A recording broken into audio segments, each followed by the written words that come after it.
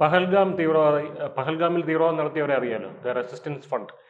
അവരെ ഇപ്പോൾ എന്തായാലും അമേരിക്ക പരസ്യമായി തള്ളി പറഞ്ഞിരിക്കുകയാണ്. അവരെ ഭീകരവാദ സംഘടനയായിട്ട് പ്രഖ്യാപിച്ചിരിക്കുകയാണ് അമേരിക്ക. അതിന്റെ പിന്നാലെ ഒരു ശക്തമായ ഒരു പിന്തുണ ചൈന പറഞ്ഞിട്ടുണ്ട്. അതായത് എല്ലാതരം ഭീകരവാദ സംഘടനകളെയും നമ്മൾ തള്ളിപ്പറയുകയാണ് എന്നുള്ള ഒരു പ്രസ്താവന ചൈന ഇറക്കി. അപ്പൊ ഇത്തരത്തിൽ ചൈനയെ പാകിസ്ഥാന്റെ കൊടപിടിക്കുന്ന ഒരു രാജ്യമായിട്ടുള്ള ചൈന എന്തുകൊണ്ടായിരിക്കും ഇങ്ങനെ ഒരു പ്രസ്താവന ഇറക്കിയത്? അതായത് ചൈനയ്ക്ക് ഒരു നിലപാട് മാറ്റം വന്നിരിക്കുന്നു. അതെ, അതാണ് വിജയ് ഉദ്ദേശിച്ചത്. അതെ. എന്തുകൊണ്ടാണ് ഈ നിലപാട് മാറ്റം എന്ന് പറഞ്ഞു കഴിഞ്ഞാൽ, ഭീകരവാദത്തിനെ പിന്തുണയ്ക്കുന്ന രാജ്യങ്ങളിലേക്ക്, അവരുടെ കൂട്ടത്തിലേക്ക് ചൈനയും പതിയെ പതിയെ ഉൾപ്പെട്ടു വരുന്നുണ്ട് എന്നുള്ളത് ചൈനയ്ക്ക് ആശങ്ക ഉണർത്തുന്ന ഒരു കാര്യമാണ്.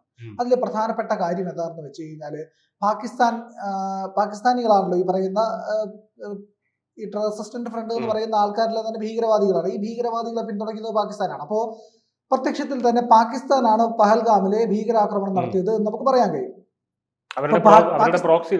അതെ. അപ്പൊ പാകിസ്ഥാന്റെ ഈ ഭീകരവാദി ആക്രമണത്തെ നമ്മൾ തിരിച്ച് കൊടുത്ത മറുപടി എന്ന് പറഞ്ഞു കഴിഞ്ഞാൽ ഓപ്പറേഷൻ സിന്ദൂറിലൂടെയുള്ള വലിയ ആക്രമണമായിരുന്നു. ഈ ആക്രമണം നടത്തിയതോടുകൂടി തന്നെ എല്ലാവർക്കും മനസ്സിലായി, ഈ പറയുന്ന ഭീകരവാദ കേന്ദ്രങ്ങൾ ഇന്ത്യ തകർത്തിരിക്കുന്നു, അവരെ പാകിസ്ഥാന്റെ സൈനിക കേന്ദ്രങ്ങൾ തകർത്തു, കൃത്യമായിട്ടുള്ള മറുപടി കൊടുത്തു. ഇനി മേലാൽ ഈ പരിപാടിക്ക് ഇറങ്ങരുത് എന്നുള്ളതിന്റെ താക്കീതാണ് നമ്മൾ കൊടുത്തത്.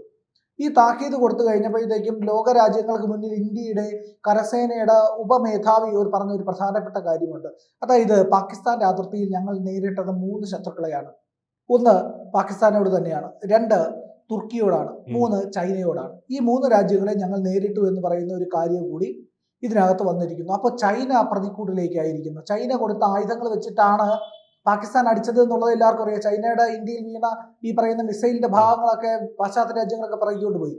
അവർ വന്ന് ഇതൊക്കെ എടുത്തിട്ട് നോക്കുകയാണ്, ചൈനയുടെ മിസൈൽ എങ്ങനെയാണ്. ചൈനയുടെ മിസൈൽ ഇതുവരെ ലോകം കണ്ടിട്ടില്ലല്ലോ. കാരണം ഉണ്ടെന്നൊക്കെ പറയുന്നല്ലേ ഉള്ളൂ. ഈ പൊട്ടാസാണെന്ന് ഇപ്പോൾ ലോകത്തിന് മനസ്സിലാവുകയും ചെയ്തു. അങ്ങനെ വന്നപ്പോൾ ഈ പാകിസ്ഥാന്റെ ഒപ്പം നിൽക്കുന്ന ചൈന ഒരു ഭീകരവാദത്തെ പിന്തുണയ്ക്കുന്ന ഒരു രാജ്യമാണെന്ന് വന്നു. കാരണം പല സ്ഥലത്തും ഈ പറയുന്ന ചൈനീസ് സ്വാധീനങ്ങൾ കാണാൻ കഴിയും. ഇറാന്റെ കാര്യത്തിനകത്ത്, ഇറാന്റെ ന്യൂക്ലിയർ പ്ലാന്റിലൊക്കെ പ്രവർത്തിക്കുന്ന ഈ പറയുന്ന ചൈനീസ് നിർമ്മിതമായിട്ടുള്ള റിയാക്ടറുകളാണ്. അങ്ങനെയുള്ള റിയാക്ടറുകൾ എങ്ങനെയാണ് ഇറാനിൽ പ്രവർത്തിക്കുന്നത് എന്ന് പറഞ്ഞു കഴിഞ്ഞാൽ, അപ്പൊ ഇറാനെ പരോക്ഷമായിട്ട് ഇല്ലെങ്കിൽ പ്രത്യക്ഷത്തിൽ ഈ പറയുന്ന റിയാക്ടറുകൾ കൊടുത്തുകൊണ്ട് പരോക്ഷമായി ഭീകരവാദത്തെ പിന്തുണയ്ക്കുകയാണ്.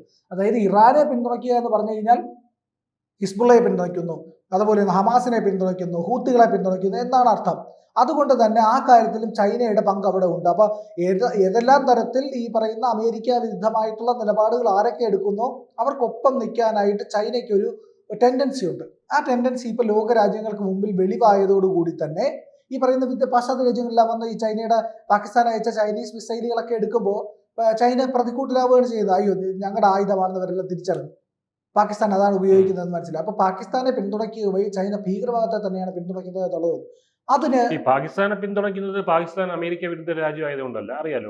പാകിസ്ഥാനെ ഇന്ത്യക്കെതിരെ ഉപയോഗിക്കാനും പിന്നെ പ്രധാനമായും പാകിസ്ഥാൻ വഴി അറബിക്കടലിലേക്കുള്ള ആ ഒരു ഇടനാഴിയുണ്ട്, അത് ആക്സസ് കിട്ടാൻ വേണ്ടി. അതെ, അങ്ങനെ ഒരുപാട് സ്ട്രാറ്റജിക് ആയിട്ടുള്ള ഒരുപാട് കാര്യങ്ങളുണ്ട്. അപ്പൊ പാകിസ്ഥാൻ ഒരു ചൈനക്ക് ഒപ്പം നിൽക്കുന്ന രാജ്യമാണെങ്കിൽ കൂടിയും ഇന്ത്യ അടിക്കാൻ വേണ്ടിയിട്ട് ഈ പറയുന്ന ചൈനീസ് പിന്തുണ തേടുന്നു എന്നുള്ളത് കൃത്യമായിട്ട് പരസ്യമായിട്ടുള്ള ഒരു കാര്യമാണ്. പാകിസ്ഥാൻമേൽ ഈ പറയുന്ന അമേരിക്കയ്ക്കുള്ള താല്പര്യം എന്ന് പറഞ്ഞു കഴിഞ്ഞാൽ ഈ പറയുന്ന ജിയോ പൊളിറ്റിക്സുമായിട്ട് ബന്ധപ്പെട്ട് തന്നെയാണ്. ഈ പറയുന്ന ഇന്തോ പസഫിക് മേഖലയിൽ ഒരു പ്രധാനപ്പെട്ട ഇടത്താവളമാണ്. ഇല്ലെങ്കിൽ വെസ്റ്റ് ഏഷ്യയിൽ ആക്രമിക്കണമെങ്കിൽ അല്ലെങ്കിൽ ഇറാനിലേക്ക് കയറണമെങ്കിൽ ഒരു പ്രധാനപ്പെട്ട പാതയാണ് പാകിസ്ഥാൻ എന്നുള്ളത്. അതുകൊണ്ട് തന്നെയാണ് അമേരിക്ക അത്തരത്തിലൊക്കെയുള്ള ഒരു താല്പര്യം കാണിക്കുന്നത്. ഇവിടെ എന്തുകൊണ്ടാണ് ചൈന നിലപാട് മാറ്റിയതെന്ന് പറഞ്ഞാൽ, ഇന്ത്യയുടെ ശക്തമായ പ്രതിരോധം ലോക രാജ്യങ്ങൾക്കിടയിൽ തന്നെ ഈ എതിരായിട്ടുള്ള മെസ്സേജുകൾ ഇന്ത്യ എത്തിക്കുന്നു. അതുപോലെ തന്നെ ഇന്ത്യ മറ്റൊരു കാര്യം ചെയ്തു. ഈ പറയുന്ന ബ്രിക്സിന്റെ സബ്മിറ്റിൽ പോയിട്ട് ഇന്ത്യ കൃത്യമായിട്ട് G8 പറഞ്ഞു. ഈ പറയുന്ന വലിയ ഭീകരവാദം ലോകം നേരിടുന്ന പ്രധാനപ്പെട്ട വെല്ലുവിളിയാണെന്ന് നരേന്ദ്രമോദി അവിടെ പോയി പറഞ്ഞു. അത് കഴിഞ്ഞപ്പോൾ അസീം മുനീർ പോയിട്ട് ട്രംപിനെ കണ്ടതൊക്കെ. അപ്പോൾ ഈ ബ്രിക്സിൽ വന്നപ്പോൾ ഇന്ത്യ കൃത്യമായിട്ടും ശക്തമായിട്ടും ചൈനയെ ഒപ്പം നിർത്തിക്കൊണ്ട് തന്നെ ഈ പറഞ്ഞത് ഭീകരവാദത്തെ പിന്തുണയ്ക്കുന്ന രാജ്യങ്ങളും ഭീകരവാദത്തിനൊപ്പം നിൽക്കുന്ന രാജ്യങ്ങളാണ്.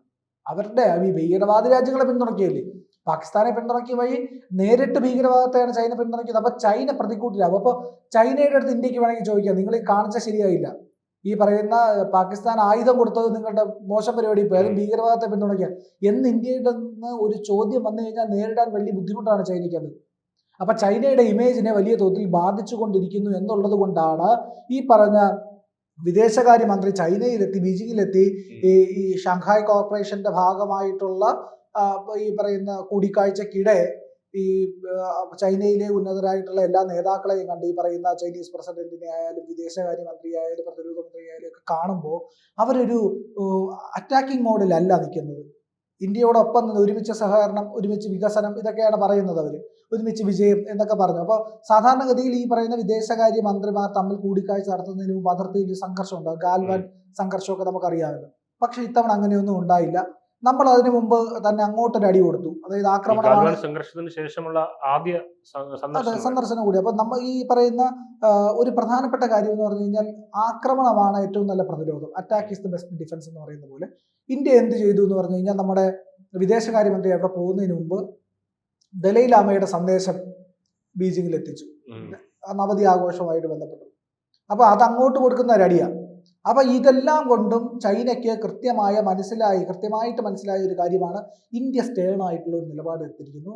ഇനി അധികം ഇന്ത്യയോട് കളിക്കാനായിട്ട് കഴിയില്ല. ഇങ്ങനെ നിന്ന് കഴിഞ്ഞാൽ ലോകരാജ്യങ്ങൾക്ക് മുമ്പിൽ നാറിപ്പോകും എന്നുള്ള ഒരു അവസ്ഥ വന്നതോടുകൂടിയാണ് ചൈന നിലപാട് മാറ്റുന്നത്. ചൈനയ്ക്ക് കൃത്യമായിട്ട് അറിയാം അധികം ഇത് മുന്നോട്ട് കൊണ്ടുപോകുന്നത് ശരിയാവില്ല, പ്രശ്നങ്ങൾ ഉണ്ടാക്കും, ഒരു പക്ഷേ ലോകരാജ്യങ്ങൾക്ക് മുന്നിൽ താൻ കുറ്റക്കാരനാവും എന്നുള്ളത് ചൈനയ്ക്ക് അറിയാമെന്നുള്ളത്. ഉയ്ഗർ മുസ്ലിങ്ങളുടെ കാര്യവും കൃത്യമായിട്ട് അറിയാമെന്നുള്ളത്. അവിടെ മുസ്ലിങ്ങളെ അടിച്ചമർത്തി അവരുടെ വിശ്വാസങ്ങൾ പോലും പാലിക്കാൻ പറ്റാത്ത രീതിയിൽ ചൈന ഡിസൈൻ ചെയ്ത ഖുറാനൊക്കെയാണ് ചൈനയിലുള്ളത്. ചൈന ഡിസൈൻ ചെയ്ത ഖുറാനകത്ത് മറ്റു അപരവിദ്വേഷം പാടില്ല, ഈ പറയുന്ന ആക്രമണം പാടില്ല, ഈ അങ്ങനെയുള്ള കുറെ കാര്യങ്ങളൊക്കെ ഒഴിവാക്കിയിട്ടാണ് ഖുറാൻ കൊടുത്തത്. ഖുറാന്റെ വളരെ കുറച്ച് ഭാഗം ഇപ്പൊ കൊടുക്കാൻ കഴിയുള്ളൂ, അങ്ങനെ കൊടുത്തതാണ്. എഡിറ്റ് ചെയ്തതിന് ശേഷം ഇവർ വളരെ കുറച്ച് ഭാഗമായിട്ട് ഇത് വായിച്ചാൽ മതി, അല്ലാത്ത ഖുറാനൊന്നും ഇവിടെ പഠിക്കണ്ട എന്ന് പറഞ്ഞിട്ടാണ് ഈ പറയുന്ന ഭീകര സംഘടനയായിട്ട് ലഷ്കർ ഇ തോയ്ബയുടെ ഉപവിഭാഗമാണ് ഈ തെഹ്രീക്ക് TRF എന്ന് പറയുന്നത്, റെസിസ്റ്റന്റ് ഫ്രണ്ട് എന്ന് പറയുന്നത്. അപ്പൊ ഇവര് ഈ പറയുന്ന TRF ഇടപെടുന്നത്, ഇവിടെ തുടങ്ങുന്നതെന്ന് പറഞ്ഞു കഴിഞ്ഞാൽ ആർട്ടിക്കിൾ 370 റദ്ദാക്കിയതിന് ശേഷമാണ് ഇവർ ഈ തരത്തിൽ ഭീകരവാദ സംഘടനയായിട്ട് വരുന്നത്. നമുക്കറിയാം ഉറിയിലെ അറ്റാക്കിന് ശേഷവും നമ്മുടെ ഈ പഹൽഗാമിന് മുമ്പ് നടന്ന അറ്റാക്ക് ഉണ്ടായിരുന്നു, പുൽവാമ അറ്റാക്ക്. ഈ പുൽവാമ അറ്റാക്കിനൊക്കെ ശേഷം ഒരു നീണ്ട ബ്രേക്ക് വന്നിട്ടുണ്ടായിരുന്നു. എന്തുകൊണ്ടാണ് ഈ ബ്രേക്ക് വന്നതെന്ന് പറഞ്ഞു കഴിഞ്ഞാൽ ഭീകരവാദ കേന്ദ്രങ്ങൾ തകർത്തതോടുകൂടി തന്നെ ഇവർക്കൊന്നും അനങ്ങാൻ പറ്റാതായി പോയി. അങ്ങനെയാണ് വർഷങ്ങൾ എടുത്തിട്ടാണ് വീണ്ടും ഈ പറയുന്ന ലോഞ്ച് പാഡുകൾ ഒരുക്കി ഭീകരരെ വളർത്തിക്കൊണ്ടുവന്ന് ആയുധമൊക്കെ കൊടുത്ത് ട്രെയിനിങ് കൊടുത്ത് വലിയ ബുദ്ധിമുട്ടുള്ള കാര്യമല്ലേ. അപ്പൊ ഇതെല്ലാം ചെയ്തു വരുന്നത്. അപ്പൊ അതിനൊരു തടയിടുകയാണ് ഇന്ത്യ ചെയ്തത്.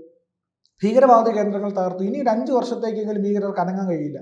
പാകിസ്ഥാന്റെ സൈനിക കേന്ദ്രങ്ങൾ പോലും പുനർനിർമ്മിച്ച് വന്ന് അവർ ഈ പറയുന്ന റഡാറും കാര്യങ്ങളും എല്ലാം വീണ്ടും ഇൻസ്റ്റാൾ ചെയ്ത് വ്യോമ പ്രതിരോധ സംവിധാനങ്ങളൊക്കെ സജ്ജമാക്കാനായിട്ട് 5 മുതൽ 7 വർഷങ്ങൾ വരെ എടുക്കാമെന്നാണ് പറയുന്നത്. അപ്പൊ അത്തരത്തിൽ കനത്ത തിരിച്ചടിയാണ് പാകിസ്ഥാന് നമ്മൾ കൊടുത്തതെങ്കിൽ ചൈനയ്ക്ക് ഇപ്പോൾ ഒരു പ്രതിരോധത്തിലായിരിക്കുകയാണ്. ചൈന എന്ത് ചെയ്യണമെന്ന് അറിഞ്ഞുകൂടാ. അതായത് ഈ പറയുന്ന ഭീകരവാദ നിലപാട് എടുക്കണോ, ഭീകരവാദത്തിനൊപ്പം നിൽക്കണോ എന്നൊക്കെ ഉള്ള പ്രശ്നമുണ്ട്. പാകിസ്ഥാനെ പിന്തുണ കഴിഞ്ഞാൽ അങ്ങനെ ആയി പോകും. അങ്ങനെ ആയിട്ട് പാകിസ്ഥാൻ ഒപ്പം നിൽക്കുന്ന രാജ്യമായിട്ട് പ്രഖ്യാപിച്ച് മറ്റു ലോക രാജ്യങ്ങൾ കണ്ടു കഴിഞ്ഞാൽ തീർന്നു. ഒന്നാമത് ഈ പറയുന്ന മറ്റെല്ലാ രാജ്യങ്ങളും, ചുറ്റും കിടക്കുന്ന മുഴുവൻ രാജ്യങ്ങളുമായിട്ടും അതിർത്തി തർക്കമുള്ള രാജ്യമാണ് ചൈന. എല്ലാ രാജ്യങ്ങളും അതിർത്തി തർക്കമില്ലാത്ത ചൈനയ്ക്ക് ഒരു രാജ്യം പോലും ഇല്ല എന്നുള്ളതാണ് ചൈന. അതെ, മംഗോളിയക്കെതിരെ നിൽക്കുകയാണ്. മംഗോളിയ വരെ പിടിച്ചടക്കണമെന്നുള്ള രീതിയിലാണ്, ചൈനയുടെ ഭാഗമാക്കണമെന്നാണ് ചൈന പറഞ്ഞുകൊണ്ടിരിക്കുന്നത്. അപ്പൊ അവര് ലാൻഡ് ലോക്ക്ഡ് കൺട്രിയാണ് മംഗോളിയ എന്ന് പറയുന്നത്. ഇപ്പൊ മംഗോളിയ പറയുകയാണ് ഇത് അങ്ങനെയല്ല, ഞങ്ങൾക്ക് സ്വതന്ത്ര പരമാധികാര രാജ്യമാണ്, ഇതേവരെ ഒരു വിദേശ ശക്തിയുടെ ആക്രമണത്തിനെതിരാവാത്ത ഒരു രാജ്യമാണ് മംഗോളിയ എന്നുള്ളത് നമുക്കറിയാം, ചെങ്കിസ് ഖാന്റെ കഥയൊക്കെ. അപ്പൊ അത്തരത്തിലാണ്. അപ്പൊ എന്തായാലും ഇമിഗ്രേഷൻ ആൻഡ് നാഷണാലിറ്റി ആക്ടിലെ 219 എക്സിക്യൂട്ടീവ് ഓർഡർ 1324 എന്നിവ പ്രകാരം TRFനെയും അതുമായി ബന്ധപ്പെട്ട് പ്രവർത്തിക്കുന്ന വിഭാഗങ്ങളെയും ഭീകര സംഘടനയുടെ പട്ടികയിലും ആഗോള ഭീകര സംഘടനയുടെ പട്ടികയിലും ഉൾപ്പെടുത്തിയതായി ഇവരുടെ മാക് റൂബിയോ പറഞ്ഞിട്ടുണ്ടായിരുന്നു, ഈ പറയുന്ന മാർക്കോ റൂബിയോ US സെക്രട്ടറി. അതിന് പിന്നാലെയാണ് ഈ പറയുന്ന ചൈനയുടെ പ്രതികരണം വന്നിരിക്കുന്നത്. കൃത്യമായിട്ട് ഈ പറയുന്ന ഭീകര സംഘടനയാണ് ഇവരെന്നുള്ള തരത്തിലേക്ക് തന്നെ ചൈന പ്രതികരണം കൊണ്ടുവരുന്നു. ചൈന കൃത്യമായിട്ട് അവതരിപ്പിക്കുകയാണ് ഇത് ഭീകര സംഘടന തന്നെയാണ്, അതിൽ മാറ്റമൊന്നുമില്ല. അപ്പൊ ഈ പറയുന്ന ഏതു തരത്തിലുള്ള ഭീകരവാദത്തെ ഞങ്ങൾ തള്ളിപ്പറയും. അപ്പൊ പാകിസ്ഥാൻ ഏറ്റവും തിരിച്ചടിയും കൂടെയാണ്, ഇന്ത്യയുടെ നയതന്ത്ര വിജയമാണ് ഈ പറയുന്ന ഭീകരവാദ സംഘടനയെ തള്ളിപ്പറയാൻ ചൈനയെ നിർബന്ധിതമാക്കിയത്, അമേരിക്ക അതിനെ ഭീകര സംഘടനയായിട്ട് പ്രഖ്യാപിച്ചതല്ല. എന്തായാലും ഇന്ത്യ ഇക്കാര്യത്തിനകത്ത് ഒരു വിജയം കൈവരിച്ചിരിക്കുന്നു എന്നുള്ളത് അക്കമിട്ട് നിരത്തി തന്നെ പറയാൻ കഴിയും. ഈ നമ്മുടെ വിദേശകാര്യ ഈ പറയുന്ന വിദേശ ഇടപെടലുകളിലൊക്കെ നമ്മൾ പാർലമെന്റ് സംഘത്തിലേക്ക് അയച്ചല്ലോ, അതൊക്കെ അവൻ വിജയം കണ്ടിരിക്കുന്നു. ഈ ബ്രിക്സിൽ നമ്മൾ കൃത്യമായ നിലപാടെടുത്തിരിക്കുന്നു, ഷാങ്ഹായ് കോർപ്പറേഷൻ കൃത്യമായ നിലപാടെടുത്തിരിക്കുന്നു, G8 ഇന്ത്യ കാര്യങ്ങളെല്ലാം പറഞ്ഞിരിക്കുമ്പോൾ ലോകരാജ്യങ്ങൾക്ക് മനസ്സിലായി. അപ്പൊ ഇനി ചൈനയ്ക്കും മനസ്സിലായി ഇനി അധികം കാലം പിടിച്ചു വയ്ക്കാൻ കഴിയില്ല. അതുകൊണ്ട് ചൈന നിരുപാധികം കീഴടങ്ങുകയാണ് ഇവിടെ ചെയ്തത്.